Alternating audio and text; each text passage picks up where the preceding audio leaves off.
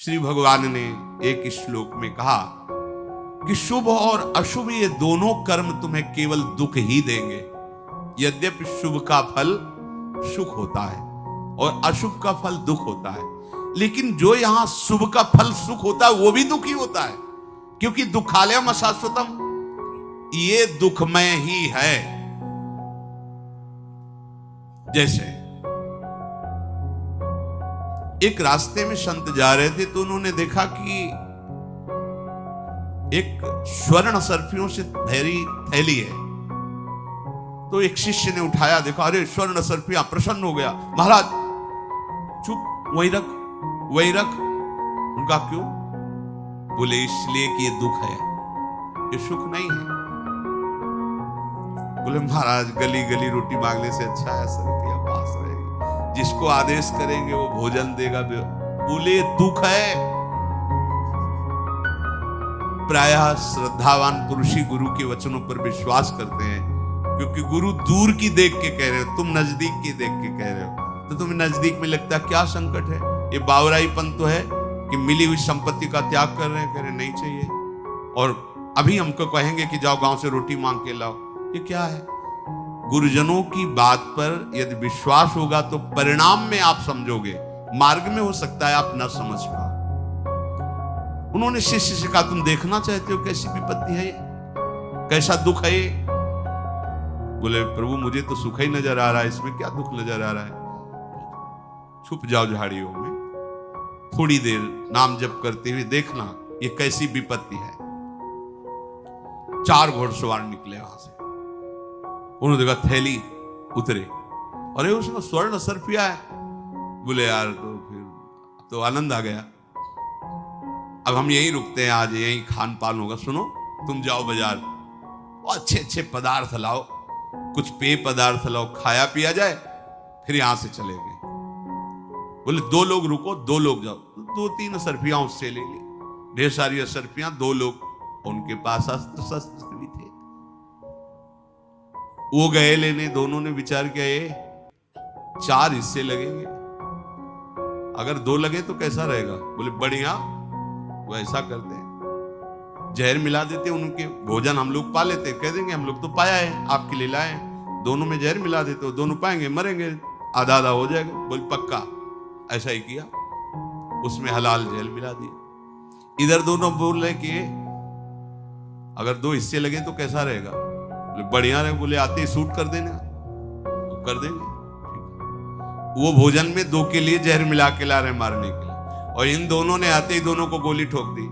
दोनों उधर मर गए, नजदीक गए, बोले अभी तो मरी गए हैं, भोजन पा लेते हैं, फिर आराम से चलते हैं। बढ़िया पेय पदार्थ और भोजन पाया, दोनों वहां मर गए। गुरु ने कहा देखा, चारों मर गए। देखा, ये है विपत्ति, और ये जब तक पड़ी रहेगी कितनों की जान ले लेगी।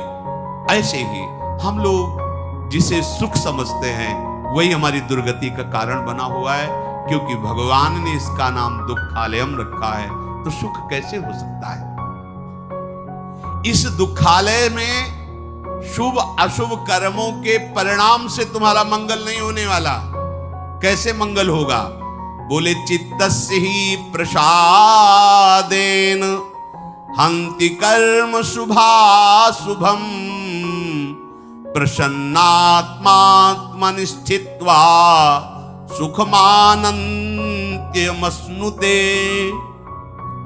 जब कोई मनुष्य अपने चित्त को प्रभु के चरणों में, उनके नाम में लगाता है, उसका हृदय पवित्र होने लगता है, और उसके शुभ और अशुभ दोनों कर्म नष्ट हो जाते हैं।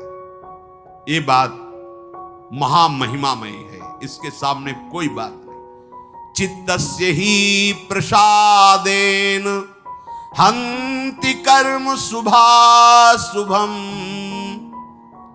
अशुभ कर्मों को तो हम बाधा समझते हैं और शुभ कर्मों को नहीं समझते हैं। नहीं, बिल्कुल वैसे ही शुभ कर्म बाधा है जैसे अशुभ कर्म है। अशुभ कर्म लोहे की जंजीर है, शुभ कर्म सोने की जंजीर है। तो सोने की जंजीर में खंभा में बांध दिया जाए, चाहे लोहे की जंजीर में, बात तो दुख तो दोनों में है। कैसे नष्ट होंगे शुभ अशुभ कर्म? जिसका चित्त प्रभु से जुड़ गया है, तो प्रसादेन हृदय में प्रसन्नता जागृत होती, पवित्रता जागृत होती है। और भगवत भजन हंति कर्म शुभाशुभम, शुभ अशुभ कर्म का नाश कर देता है। ये बात पकड़ो भाई।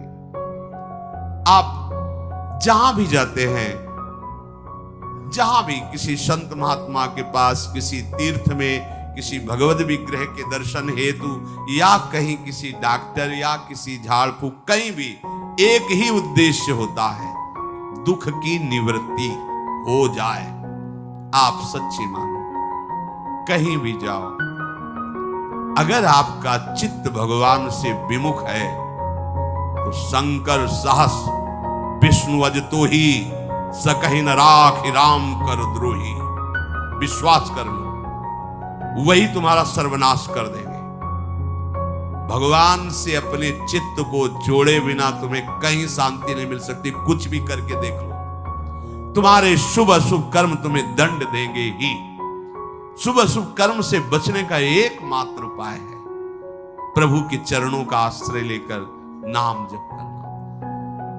हंति कर्म शुभाशुभम। आगे कह रहे, लक्षणम तू प्रसादस्य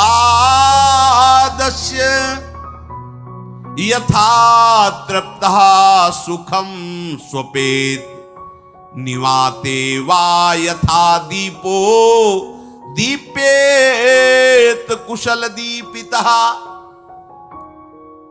जैसे अच्छे अच्छे भोजन को पाकर तृप्त हुआ मनुष्य आराम से सोता है, ऐसे ही जब कोई खूब भजन करता है और उसके शुभ अशुभ नष्ट हो जाते हैं, तो उसका मन चंचलता रहित होकर, कामना रहित होकर विश्राम को प्राप्त। पायो परम विश्राम राम समान प्रभु नाही।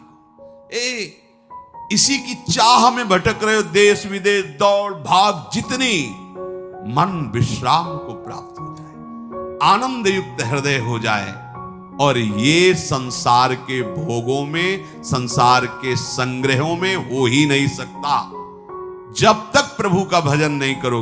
प्रभु का भजन करने से कैसा आनंद मिलता है, जैसे भूखा आदमी अच्छे अच्छे पदार्थ पाकर शीतल छाया में सो रहा हो, ऐसे ही हृदय में वो विश्राम, वो सुख मिलता है।